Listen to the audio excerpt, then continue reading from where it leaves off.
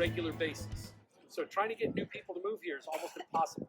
So here are people who want to be in Florida. I want to be here. I want to build my life here. And the government is telling me, no, you have to move to the frozen coast of Nova Scotia. So these are the most unhappy people in the British Empire in the early spring or the late winter of 1783.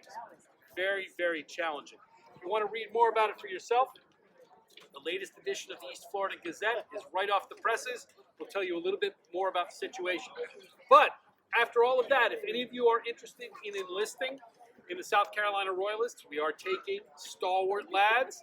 We have a broad interpretation of the proper age. There is at least one man who is enlisted in the South Carolina Royalists at the age of 62.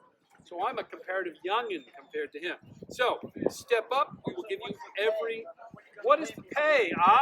Funny you should ask. The first thing you get is a silver shilling, which is a significant amount of money to poor folks like us.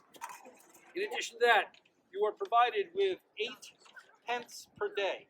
Now each of these is a halfpenny, so 16 of them would be your daily wage. Plus you are provided with food and clothing and all of your accoutrements. So for food, if you're here in the fort, you're probably being fed fresh beef and fresh baked bread each day. About 1 pound of beef, about a pound of bread per man per day. Half a ration for a woman if she is here. You are also entitled to rum. Women are not. Men are. Now, there are just a few provisos that I must add, because none of this is yours. This is all the king's. And to make sure you know that, he puts his initials on everything. So that's the king's blanket. That's the king's haversack. My musket has the king's initials engraved on it. The food is stamped with an arrowhead that shows that it's royal property. So every bite of food, everything I wear, everything I touch is the king's. So the king will expect a certain amount of repayment. Right off the top, 2 pence per day. Those go for medical coverage. Not for me, I'm not entitled to it because I'm a loyalist. But for somebody, not me, I'm going to pay the king back for the use of his clothing and his food. Odds and ends, leaves me with 1 cent per day. Now, that is mine to use for whatever I want, unless there is anything defective or wrong with my equipment. So I show up missing a button. I have to pay for a button and the tailor to sew it on. So now I have my half pence left. I can probably buy a small container of beer or perhaps a pickle. Unfortunately, I came to assembly this morning improperly shaved. Have to go see the barber. That's his pay. So unfortunately, at the end of the day, I end up with a grand total of no money at all, which is fine because I'll be fed. I've paid for that. The difficulty is if anything occurs to any of my equipment, because it's not my equipment, it's the king's equipment. So I lose the king's haversack. That costs me a day's wages. Well, I don't have a day's wages, so that will be put down in the book, and every day a certain amount will be deducted. So basically, the longer I live, the more I owe. And so after all of that, who will come and sign up? Unfortunately, I am a terrible recruiting sergeant because I'm painfully honest. I'm supposed to talk to you about honor, glory, and service to the king. I'm supposed to leave things out like, this salt pork is literally older than some of the guests today. I've been carrying it with me for 10 years. Just as delicious today as the day I first got it.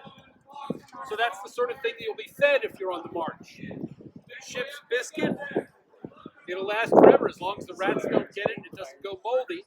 So that's your daily food. So, hard life for the military. So we're going to be doing some programs throughout the day. There's going to be a musket firing upstairs very shortly, cannon firings throughout the day. We have a wine merchant here. Because they know the Spanish are coming, they have excellent deals on some excellent wines. The barber is next door. If any of you need trimming, keep in mind, no one in the 18th century, except madmen and Orthodox Jews, have facial hair. So if you have facial hair and you're here, you're going to be getting a shave, whether you want it or not. Men were sometimes forcibly shaved. In the military, after 3 days, if you didn't shave, you would be shaved. So keep that in mind. And Anyone who wants to see the barber, he can also dress your hair, powder it, trim you up. What were they shaving? Straight razor. So it's a good idea that you shave yourself because you're going to take care. The barber is going to do the job quickly, and you have to pay him. So keep that in mind. That also is deducted from your pay. So keep yourself clean. Your face and hands must be clean. Your face must be shaven every 3rd day. Your hair must be properly dressed. Your uniform must be immaculate. Now you're lucky. If you're in the British Army, they're relatively kind about this. If I show up, for example, missing a button, I will be charged for it. They will make me take my uniform to the tailor and have the button sewn on. In the German Army, serving here in America, the Hessians, a man showed up for a morning assembly, missing a button off of his waistcoat. His shirt, his jacket, and his waistcoat are removed. His shirt is removed. Tailor comes forward with a needle and thread and a button and sews it to his chest to remind him you don't show up without a button. He must then snip it off and sew it onto his waistcoat. So, fortunately, you're not in the German Army. It's a lot tougher there. The other thing with the German Army is you must have a mustache because they want you to look uncivilized because only uncivilized people have facial hair. They want you to look ferocious. If you cannot grow a mustache, you must paint one on every morning. So, again, aren't you glad you're not in the German Army? If your calves are not sufficiently meaty and fine like mine, they will actually make you put bran inside your trousers to puff them out. So, here you are with a button sewn to your shirt, to your chest, a painted mustache, and bran down your pants, all to be looking good in the German Army. So, after all of that, you can see why I'm encouraging you to join the British Army, far more civilized.